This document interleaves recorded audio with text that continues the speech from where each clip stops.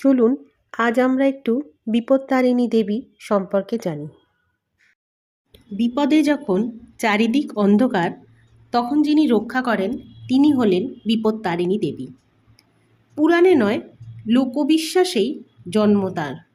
নিশীথ রাতে নদীর ধারে বটগাছের নিচে রক্তচন্দন মেখে নারীরা তাকে ডাকে, মা, আমাদের বিপদে তুমি পাশে থেকো। বিশেষ করে বিবাহিত নারীরা। এই দেবীর পুজো হয় আষাঢ় মাসে। তিনি ভক্তের বিপদ হরণকারী। সবুজ শাড়ি, লাল সুতো এবং এক মুঠো সিঁদুর, এই নিয়েই হয় মায়ের পুজো। উপবাসে কাটে সারাদিন। ঠাকুরঘরে জ্বলে প্রদীপ। মা আসেন নারীর ভয়, প্রার্থনা আর সাহসের ভিতর দিয়ে।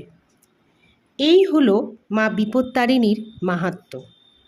তিনি শুধু বিপদ থেকে রক্ষা করেন না, নারীর নিজের ভেতরের শক্তিকে জাগিয়ে তোলেন।